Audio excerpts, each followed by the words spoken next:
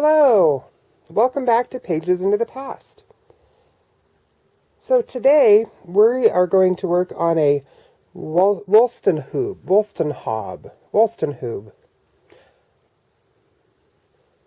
I'm not quite sure how to say it. I have been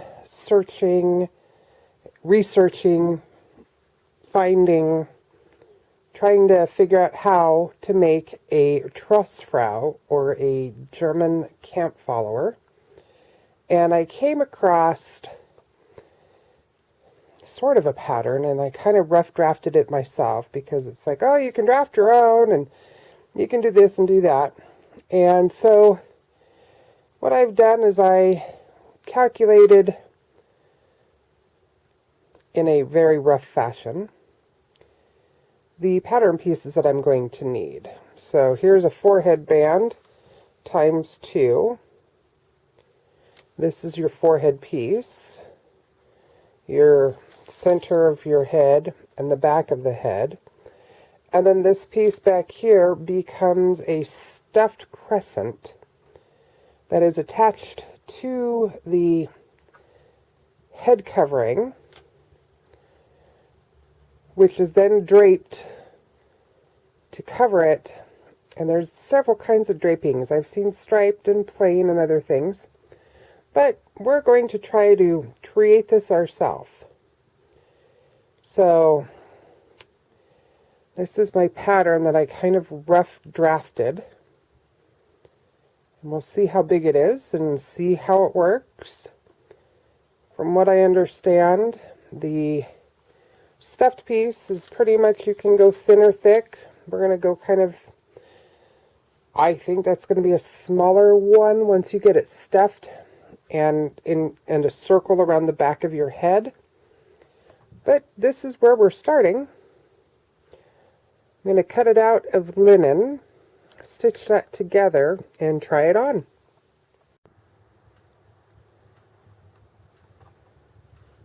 So this is by Thimble and Plume.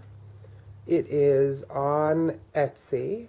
This is the inspiration that I am drafting my own from. If you have no desire to draft your own, this is an instant download where you tape it together for $8, I believe it is, $7.99. They have kits you can buy, but this was my inspiration. I was on Cozy a couple weeks ago, and they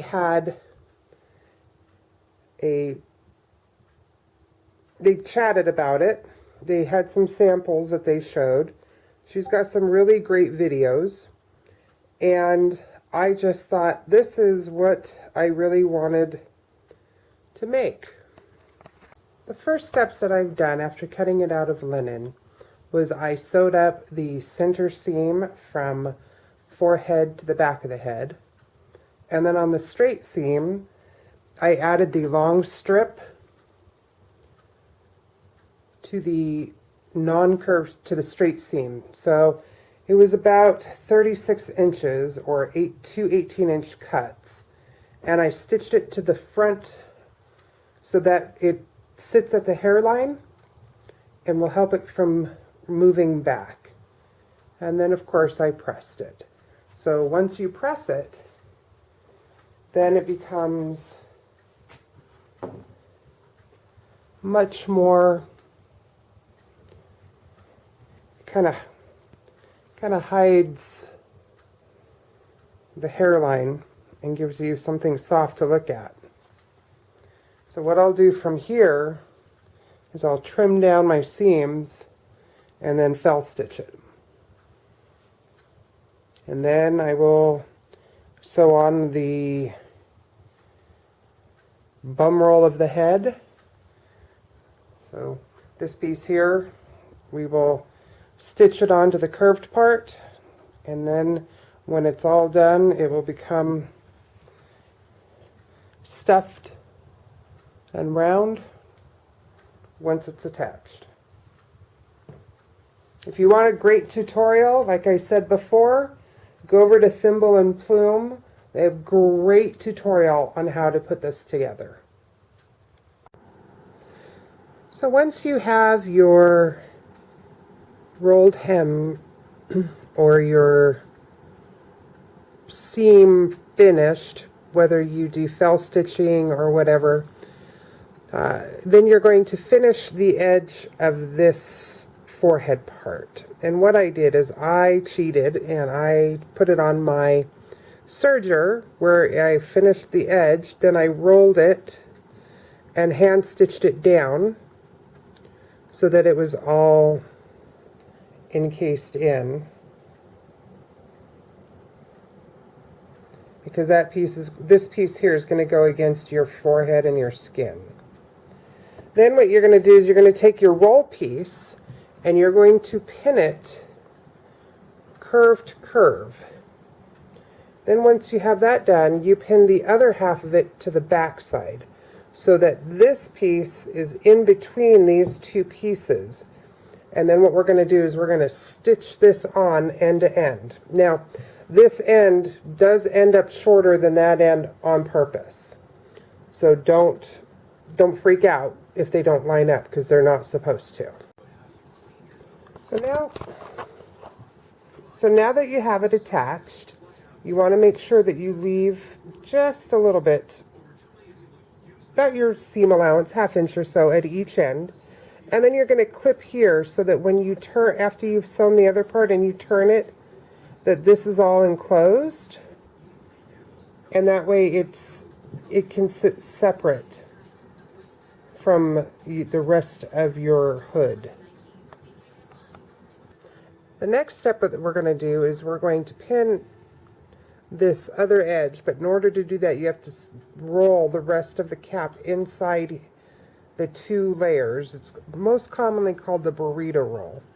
And then you're going to stitch about 3/4 of it. You're going to leave yourself an opening so that you can pull the insides through, and then you're going to stitch around the rest.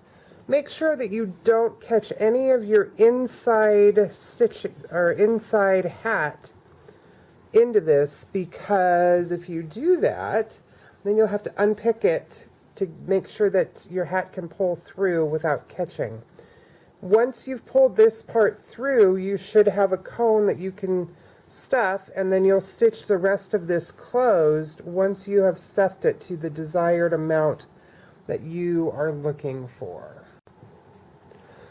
So the next part you're going to do is you're going to stuff it.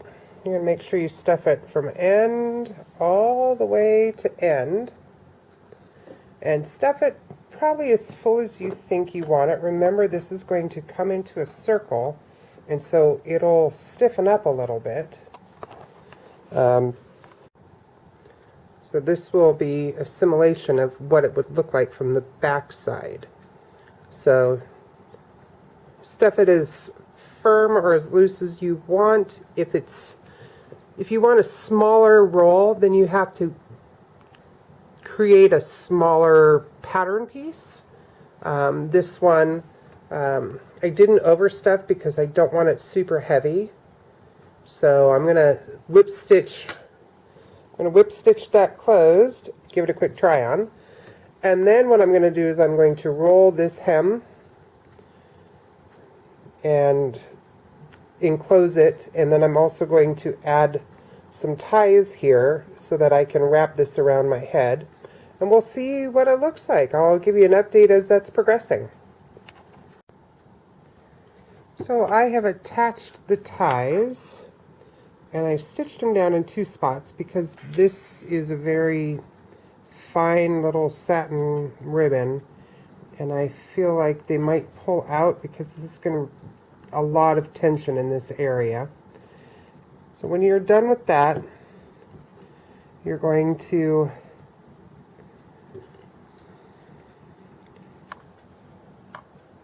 fold this over, or fold it in and then fold it over so that your ties are coming out.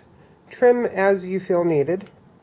Then the next step you're going to do is you're going to fold this and finish this edge all the way up to the area where you clipped it. And then after you've done that, you'll want to run a couple stitches through your haube here to keep this together so that you get your circle stays.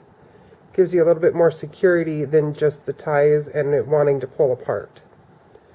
So as soon as I get that done, I'll put it on and show you what it looks like. All right, as you can see,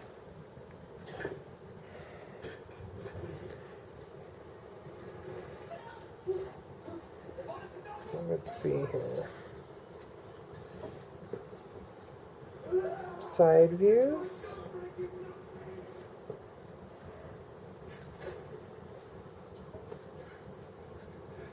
So once you get the veil over the top and tied down, it should look something like that.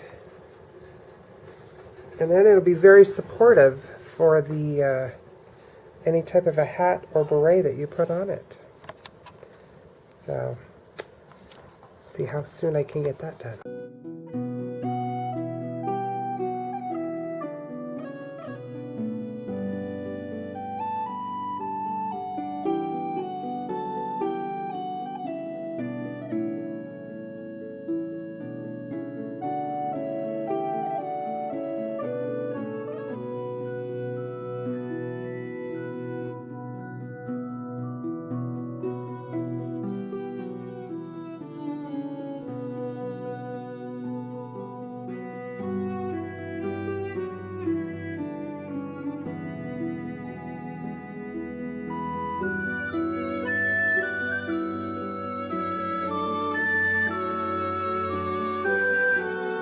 I went onto the Thimble and Plume website, and there was a layout for a dock and beret. So I printed that out and drafted my own pattern from the layout that she had provided online. And you can see I tried to calculate height and width, both for the lining and the main part of the hat. This is the main part of the hat that I rough drafted from part of her images. We're going to see if I did it right, and then I will cut out the pieces that I need. I went ahead and cut it out. I have got my purple wool. I got this wool for $5 a yard. You'll see that in some of the images here when I post this at a shopping event. It was originally $69 a yard. They had it marked down 75% off. And then when I got up to the register, you can see this faded spot. There's a little bit of it on some of these parts, but it goes all the way through the bolt. So the owner happened to be standing behind the counter, and he offered me the bolt for $5 a yard. And me being me, said yes, because it was cheaper than the $17 a yard at 75% off. So I bought the whole bolt. So I have plenty of wool. There was like 12 or 15 yards on this bolt. It was awesome. Then the lining is this gray crushable velvet. And I'm going to try to cut out a design so that this will show through as the lining. And then this will be around the brim. And I will follow the Thimble and Plume sew along. She has a video, I believe, of how certain parts of this were done. And I'm just going to start winging it for myself. Worst case scenario, this doesn't work out, I will order the pattern.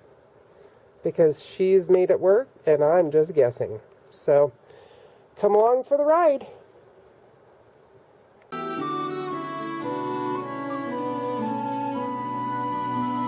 So now I have traced out all of the stitching lines on both the lining fabric and the outer fabric. I'm still looking at designs, see if I'm going to cut a piece out. If I decide not to cut a piece out, then that lining fabric will get changed to something more lightweight like linen. So I created a template in order to cut out all of the same shape and pattern on all 4 pieces of the outside cover of the Dock and Beret. So now I'm going to cut them all out. Now because this is 100% wool, it shouldn't fray.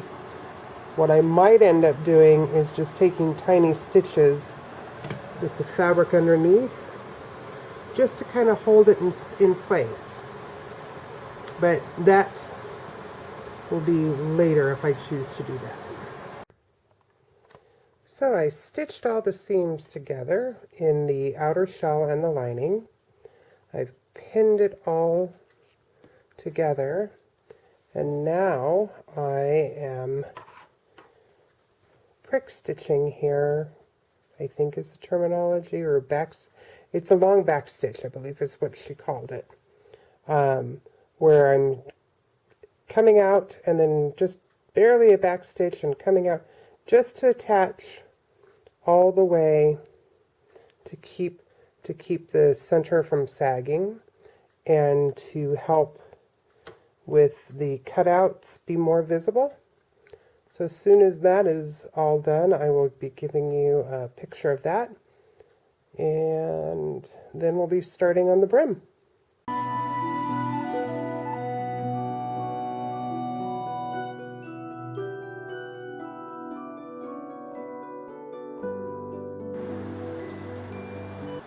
So I decided to make a linen lining because the velvet is just pilling everywhere. And even though I've trimmed the edges, there's just so much everywhere that I'm going to end up with little gray pieces all over everything every time I wear this hat. So what I'm going to do is I'm going to line it in a super lightweight linen. I just went ahead and used the same thread that I was using, the purple, and just cut out 4 more pieces, sewed them together. I'll trim this down and then press it, and then it's going to go in so that this side is what's showing. So you're going to put it in just like you would a lining with wrong sides together, and then I'll finish putting on the brim of the hat. I've got the brim on the wool, but then I'm going to attach this lining and then I'll get it all stitched in so that it's a little bit neater and cleaner. So it may take me just a little bit longer, but we'll be done here soon. Alright, I went ahead and pressed my seams as the video shows. This edge here is pressed real heavily. And then I put my lining in, wrong sides together. And now what I'm doing is I'm just going to go through and I'm going to stitch it all the way around by hand so that the seam doesn't show to the outside. And then next it will be cutting the slits in the brim and seeing what kind of feathers I might have on hand. Otherwise I might have to go to the store. So I'll update you when I get this hand stitching done.